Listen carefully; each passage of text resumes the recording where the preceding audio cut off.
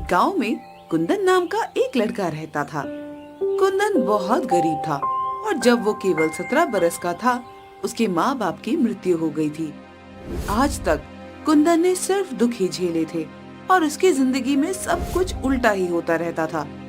उसके पिता के मरने के बाद गांव में एक धम्मू सेठ ने कुंदन से कहा, कुंदन के बच्चे, तेरे पिता ने मुझसे बहुत सा कर्ज लिया था।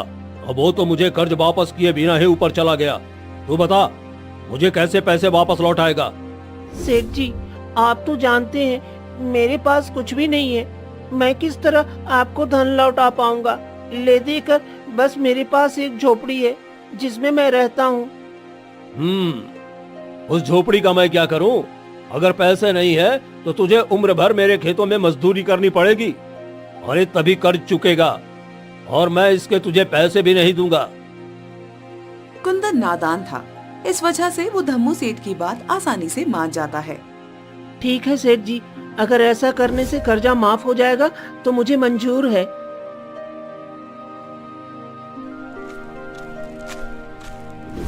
फिर क्या था, कुंदन धम्मू सेठ के खेतों में मजदूरी करने लगता है।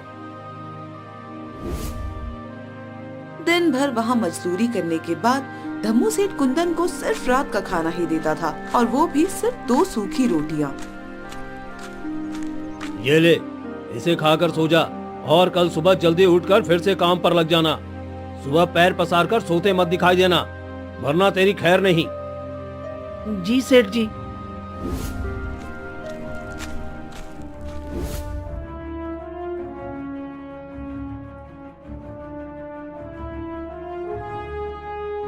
यही नहीं, धम्मू सेठ कुंदन को खूब मारता पीटता भी था, जैसे वो कोई जानवर हो। लेकिन हालातों के आगे कुंदन भी मजबूर था।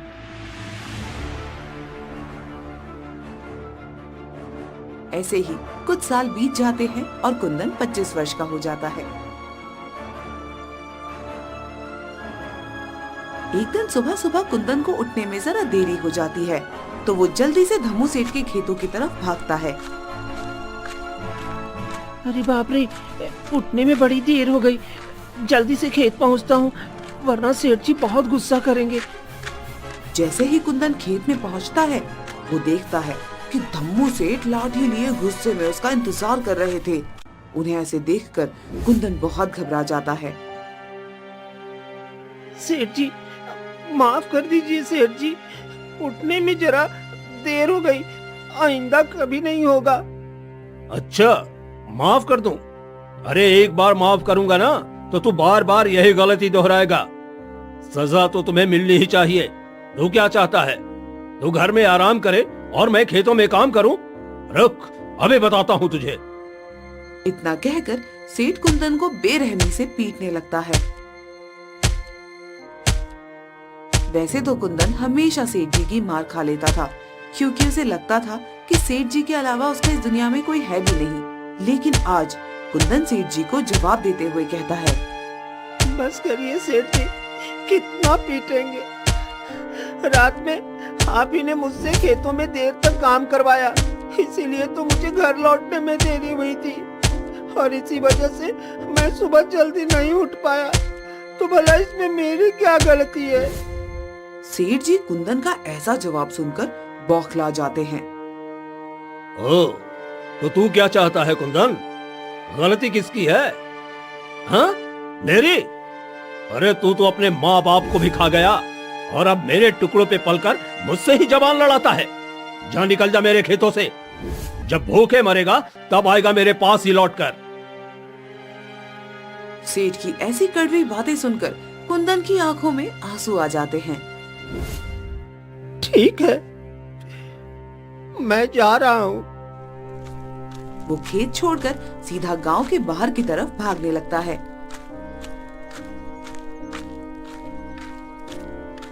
उसे भी नहीं पता था कि वो कहाँ भाग रहा है, मगर कुंदन सिर्फ उस गांव से दूर जाना चाहता था जिसने उसका सब कुछ उससे छीन लिया था।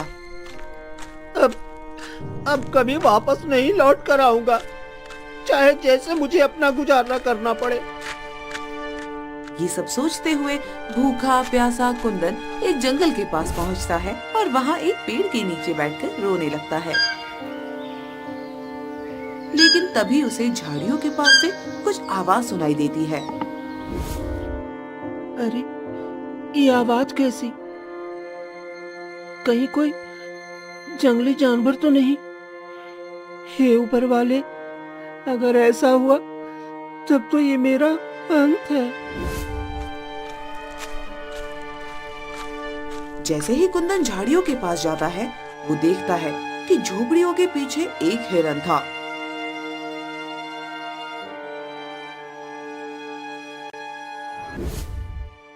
कुंदन हिरन को प्यार से सहलाते हुए कहता है, ओह, तो वो तुम थे। तुमने तो मुझे डरा ही दिया था दोस्त।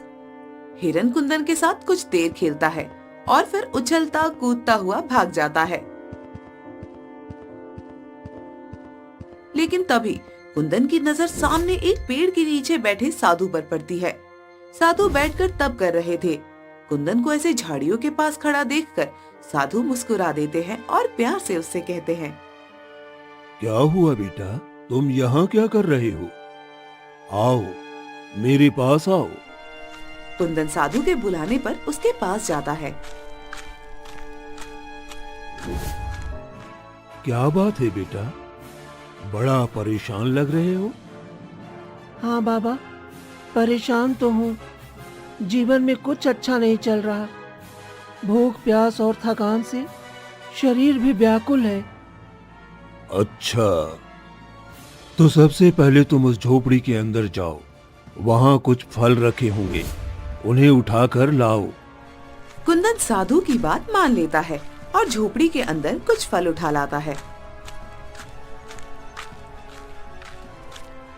साधु उसमें से कुछ फल लेकर बाकी फल कुंदन को दे देते हैं। ये कुछ फल मेरे पास रहने दो और बाकी के फल तुम खा लो। लगता है सुबह से तुमने कुछ नहीं खाया। कुंदन को ये सुनकर बड़ी प्रसन्नता होती है। धन्यवाद बाबा। आपको कैसे पता चला कि मैंने सुबह से कुछ नहीं खाया था? मैंने तो बस इतना बताया था कि मैं अभी भूखा था। बस यूं ही समझ लो कि मुझे ऊपर वाले ने बताया है। अच्छा, जरा अपना हाथ लाना तू। कुंदन साधु की बात सुनकर कुछ समझ नहीं पाता, लेकिन फिर भी वो अपना एक हाथ साधु की तरफ बढ़ा देता है। कुंदन का हाथ साधु बड़े ध्यान से पढ़ने लगते हैं। वाह, ऐसी लकीरें तो मैंने आज तक सिर्फ राजा महाराजाओं के हाथ में देखी है बेटा। तुम तो बहुत तकदीर वाले हो। कुंदन को साधु की बात पर हंसी आ जाती है। ये आप कैसी बातें कर रहे हैं साधु महाराज? आपकी बातों से तो मुझे ऐसा लग रहा है आप मेरा हाथ देखने का सिर्फ नाटक कर रहे हैं और आपको लकीर पढ़ना आता ही नहीं। कुंदन की बात पे साधु मुस्कुरा देते हैं। क्या हुआ बेटा, तुम ऐसे क्यों कह रहे हो? मैंने आज तक अपना जीवन गरीबी में बिताया है बाबा। मेरे माता पिता की मृत्यु हो गई। जीवन भर उस सेठ ने मुझे मारा पीटा। अरे मेरी जैसी किस्मत तो किसी की ना हो। और आप कहते हैं मेरी लकीर महाराजाओं जैसी है और मैं बहुत तकदीर वाला हूँ। ये सब सुनकर साधु महाराज फिर से मुस्कुरा देते हैं। बेटा तुम चिंता मत करो, तुम्हें जल्द ही मेरी बातों पर यकीन हो जाएगा। मेरे ख्याल से तुम्हें यहाँ से पश्चिम दिशा की तरफ जाना चाहिए और ये फल अपने साथ ले जाओ, रास्ते में तुम्हारे काम आएंगे। फिर क्या था, कुंदन साधु के दिए फल लेकर पश्चिम दिशा की तरफ चलने लगता है। शाम होते होते जंगल का रास्ता खत्म हो जाता है और कुंदन को एक गांव दिखाई देता है। गांव देखकर कुंदन को बड़ी खुशी होती है। आखिरकार गांव आ गया। अब मुझे कम से कम जंगली जानवरों के बीच जंगल में नहीं सोना पड़ेगा। कितना डरावना जंगल था वो। लेकिन अब मुझे रहने के लिए कोई जगह ढूंढनी पड़ेगी।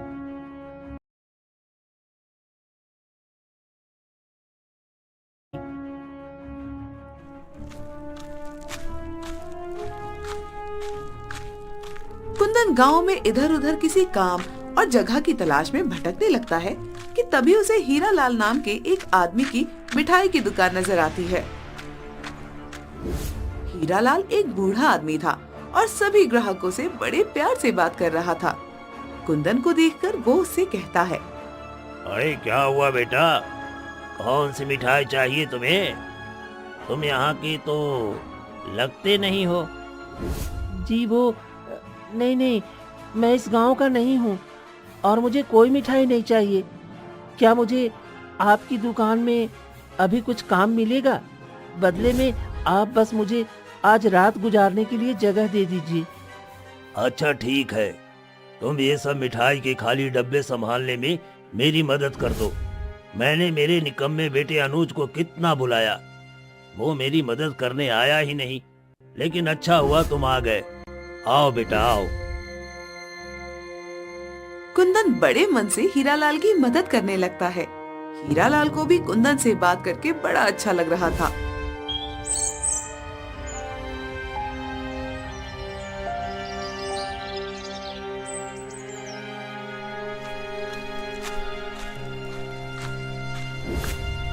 रात होते ही हीरालाल कुंदन को अपने घर ले जाता है, जहाँ पर सिर्फ हीरालाल और उसका बेटा अनुज अकेले रहते थे। अनुज की माँ का बहुत पहले ही देहांत हो गया था। अरे पिताजी, ये किस भिखारी को उठा कर ले आए आप? तमीज से बात करो अनुज, ये कुंदन है। आज रात ये यही रुकेगा। इसने आज मेरी बहुत मदद की है। और तुम क्यों नहीं आए थे दुकान पे? आज कितना काम था? अरे ओ पिताजी, मैं थोड़ा व्यस्त था। हाँ, सब जानता हूँ तो कितना व्यस्त रहा होगा। अरे अपने दोस्तों के साथ घूमने निकल गया होगा। खैर ये सब छोड़ो, मैं जल्दी से खाना बना देता हूँ। नहीं नहीं, आप रहने दीजिए, खाना मैं बना दूंगा। आपने मुझे यहाँ रुकने को दिया है, वही बहुत है। वाकई में तुम खाना बना दोगे? हाँ हाँ जरूर, और देखना आपको मेरे हाथ का खाना ना बहुत पसंद आएगा। फिर कुंदन हीरालाल और उसके बेटे अनुज के लिए स्वादिष्ट खाना बना देता है। वाह, क्या खुशबू आ रही है। आओ कुंदन, तुम भी बैठो। हम सब साथ में बैठकर खाते हैं। क्या मैं आपके साथ? हाँ, और क्या, आओ आओ। कुंदन जब ये देखता है कि हीरालाल उससे इतने प्यार से बात कर रहा था तो उसकी आंखों में आंसू आ जाते हैं और वो उन्हें गले लगा लेता है। क्या हुआ बेटा, ऐसे भावुक क्यों हो रहा है? बहुत अरसे के बाद किसी ने मुझसे ऐसे प्यार से बात की है, इसलिए मन थोड़ा भावुक हो गया। चलिए अब सब साथ में भोजन करते हैं। इसके बाद वो सब साथ में बैठकर भोजन करते हैं।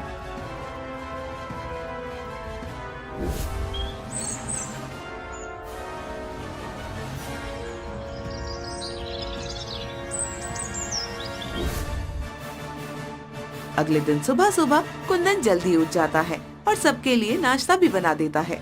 आज उसे बड़ा अच्छा लग रहा था और ऐसा महसूस हो रहा था कि मानो ये उसकी जिंदगी की एक नई शुरुआत हो।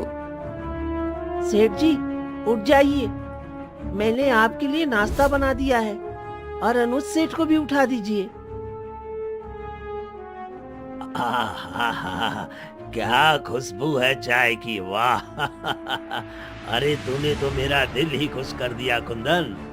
अरे ऐसे तो सिर्फ मेरी पत्नी ही मुझे नाश्ता बनाकर खिलाया करती थी, तूने तो मुझे उसकी याद दिला दी। और हाँ, ये क्या सेठ सेठ लगा रखा है? हाँ, एक काम कर, तू मुझे चाचा कहकर बुलाया कर। हीरालाल की ये बात सुनकर कुंदन को बहुत अच्छा लगता है। वो खुशी से कहता है, ठीक है हीरा चाचा। अरे अनुज, अरे उठ जा, देख कुंदन ने कितना अच्छा नाश्ता बनाया है। खुशबू से सारा घर महक उठा है। हीरालाल के कहने पर अनुज उठ जाता है। तीनों नाश्ता करने बैठे ही थे कि उन्हें बाहर से ढोल बजने की आवाज सुनाई देती है।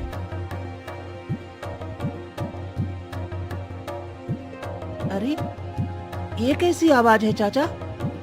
अरे बेटा, लगता है महल के सैनिक गांव वालों के लिए कोई संदेशा लाए हैं। वो इसी तरह ढोल बजाकर सबको बुलाते हैं। चलो हम भी चलकर देखते हैं। हीरालाल और कुंदन बाहर जाकर देखते हैं तो वाकई महाराज के महल के कुछ सैनिक जो जोर जोर से ढोल बजाकर सबको बुला रहे थे। जब सब गांव वाले वहां इकट्ठा हो जाते हैं तो एक सैनिक बोलता है, सुनो गांव वालों, राजकुमारी मैना अपने विवाह के लिए उचित वर ढूंढ रही हैं। जो भी गांव वाला उनकी एक खतरनाक शर्त पूरी करेगा, महाराज उसका विवाह राजकुमारी मैना से करवा देंगे और राज्य भी उसी को सौंप दिया जाएगा। आप में से जो भी राजकुमारी मैना की शर्त को पूरा करना चाहते हैं, वो कल सुबह महल में पहुंच जाइएगा। सैनिक की ऐसी बात सुनकर गांव वालों में तो अफरा तफरी ही फैल जाती है। कई नौजवान राजकुमार बनने की लालच में राजकुमारी की शर्त पूरी करने का फैसला कर लेते हैं, जबकि उन्हें ये तक नहीं पता था कि राजकुमारी की शर्त थी क्या।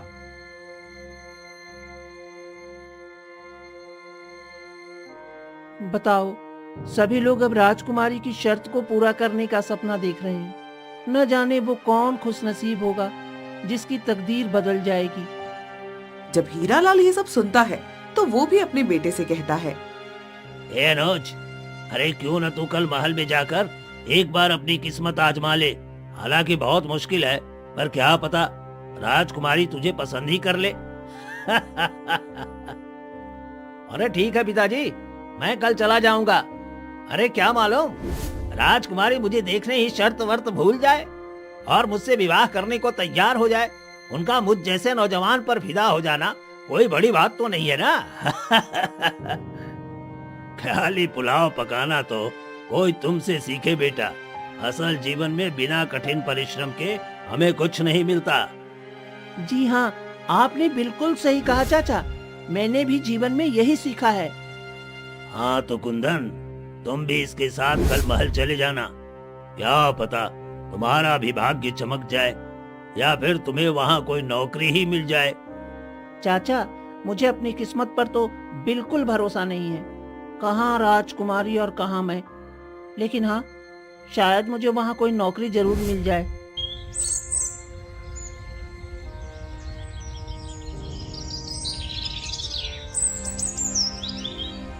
अगले दिन कुंदन अनुज के साथ महल जाने के लिए निकल जाता है। वो देखता है कि गांव के कई लोग महल की तरफ जा रहे थे, क्योंकि सबके मन में राजकुमारी से विवाह करने का लालच था। देख रहे हो कुंदन भाई, कितनी भीड़ महल की तरफ तेजी के साथ चली जा रही है। हर एक आदमी के मन में बस राजकुमारी को पा लेने का ख्वाब है। हाँ, देखो कि किसकी किस्मत चमकेगी आज।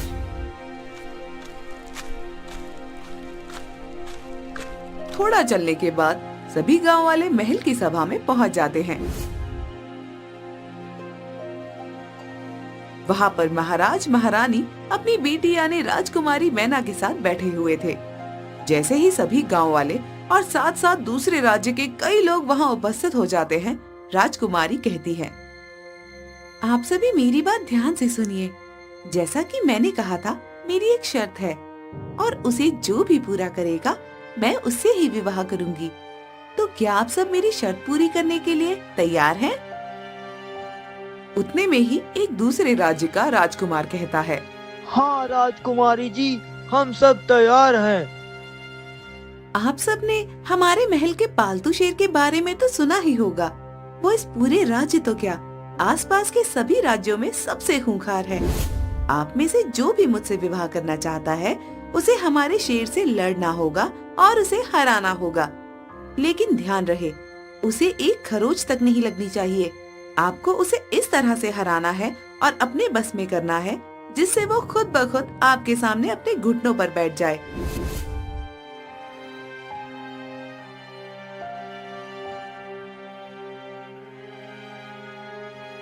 जैसे ही सभा में उपस्थित सभी लोग राजकुमारी की ऐसी शर्त सुनते हैं,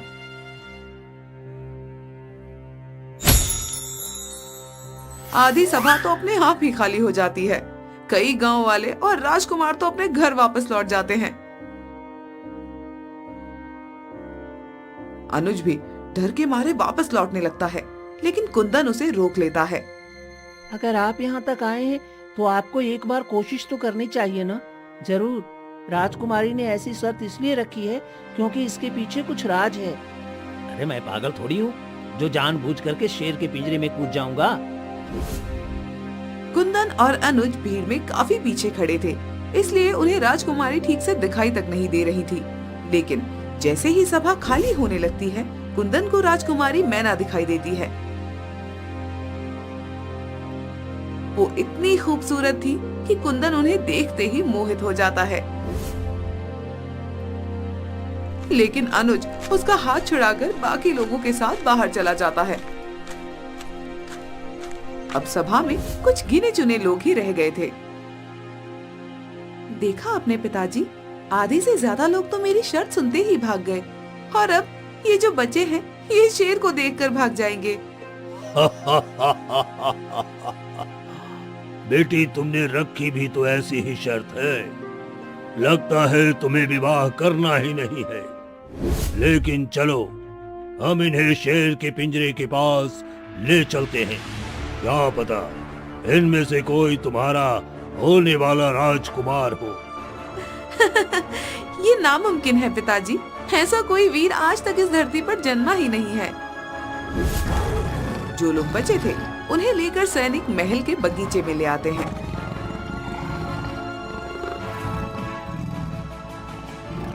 वहीं पर एक बड़ा सा पिंजरा रखा हुआ था, जिसके अंदर एक शेर कैद था।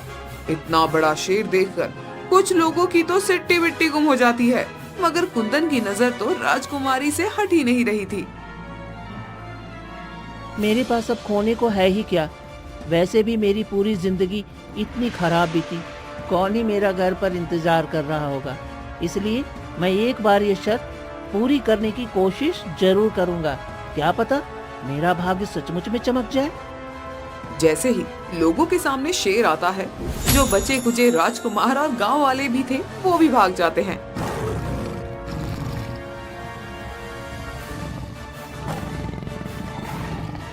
अब सिर्फ कुंदन ही अकेला बच गया था। कुंदन को अभी भी वहाँ खड़ा देखकर राजकुमारी जी चौंक जाती हैं। अरे, तुम गए नहीं? लगता है कि तुम्हें अपने जीवन से कोई खास लगाव नहीं है। नहीं राजकुमारी जी, मुझे इस शेर से एक बार लड़ना है और आपकी शर्त पूरी करनी है। और जहाँ तक रही जीवन की बात, तो मेरे जीवन में वाकई में ऐसा कुछ भी नहीं है जिसके लिए मुझे जीने की बहुत चाहत हो। क्या? वाकई में? ठीक है, फिर जाओ उस शेर के पिंजरे में और आजमा लो अपनी तकदीर को।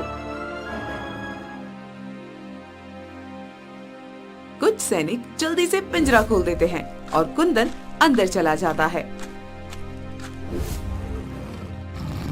अंदर शेर गुस्से में कुंदन को देखकर दहाड़ रहा था।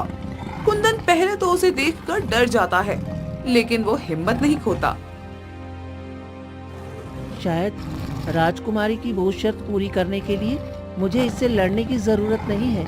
मैं इसे शांत कराकर भी तो घुटने के बल ला सकता हूँ। तभी कुंदन देखता है कि शेर के पैरों में तो चोट लगी हुई थी और वहाँ से खून भी बह रहा था, इसलिए शेर और ज्यादा गुस्से में था। ये देखकर कुंदन सब कुछ समझ जाता है। चोट? मगर अभी तक तो किसी ने शेर से लड़ाई भी नहीं की है। इसका मतलब ये कोई पालतू शेर नहीं है, बल्कि जंगली शेर है। इसे पकड़कर हाल में ही यहाँ लाया गया है। मुझे इसे शांत कर देना चाहिए। तभी शेर गुस्से में कुंदन के ऊपर झपट्टा मारता है, लेकिन कुंदन वहाँ से हट जाता है और शेर को ऊपर से दबोच लेता है। इसके बाद कुंदन शेर को सहलाने लगता है। शांत हो जाओ मेरे दोस्त, अभी सब ठीक हो जाएगा। मैं और तुम बिल्कुल एक ही जैसे हैं। मुझे अपना समझकर शांत हो जाओ। शेर कुंदन को अपने ऊपर से गिरा देता है और फिर से उस पर झपट्टा मार देता है, लेकिन इस बार भी कुंदन शेर की पकड़ से बच जाता है और वो शेर को पीछे से पकड़कर सहलाने लगता है। कुंदन के ऐसा करने से शेर वाकई में शांत होने लगता है। शांत हो जाओ मेरे दोस्त, शांत हो जाओ। मैं तुम्हें तुम्हारे परिवार के पास वापस ले जाऊंगा, उसी जंगल में जहां तुम रहते थे। बस तुम एक बार शांत होकर मेरी बात को समझो। कुंदन की ये बात सुनकर शेर सचमुच शांत हो जाता है और घुटनों के बल बैठ जाता है, जैसे मानो वो कुंदन की बात समझ गया हो और उसे भी अपने घर वापस जाना हो। कुंदन अपने कुर्ते का थोड़ा सा कपड़ा फाड़ता है और उसे शेर की चोट पर लगा देता है। ये नजारा देखकर राजकुमारी और महाराज दोनों ही हैरान थे। बेटी, इस लड़के ने तो तुम्हारी शर्त वाकई में पूरी कर दी। अब तुम क्या कहना चाहोगी? हाँ पिताजी, क्योंकि वो सिर्फ हिम्मत वाला और बुद्धिमान ही नहीं है, बल्कि ये मेरी तरह जानवरों के दर्द को भी समझता है। सिपाहियों, उसे पिंजरे से बाहर निकालो और शेर की मरहम पट्टी करके उसे उसके जंगल वापस छोड़ दो।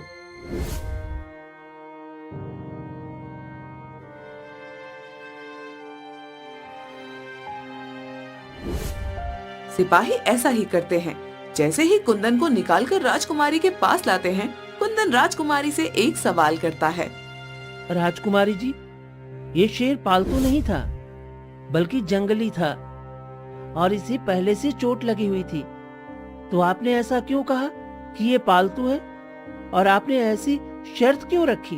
वो इसलिए क्योंकि कुछ दिन पहले मैं शिकार के लिए जंगल गई थी। वहाँ मैंने देखा कि ये शेर घायल अवस्था में पड़ा हुआ था। मैं इसकी देखरेख के लिए इसे महल में ले आई, लेकिन ये अपने परिवार से दूर होने की वजह से बहुत गुस्से में था। उसी वक्त मेरे पिताजी मुझसे विवाह करने की जिद कर रहे थे, तो मैंने सोचा कि क्यों ना मैं ऐसी शर्त रखूं जिससे पिताजी भी शांत हो जाए और मुझे विवाह भी ना करना पड़े। मुझे लगा था कि कोई भी मेरी शर्त पूरी नहीं कर पाएगा, मगर आपने तो ये कमाल कर दिखाया। सही कहा राजकुमारी ने। अब उसका विवाह हम धूमधाम से आपसे कराएंगे। आप ही हमारे राज्य के नए महाराज हैं।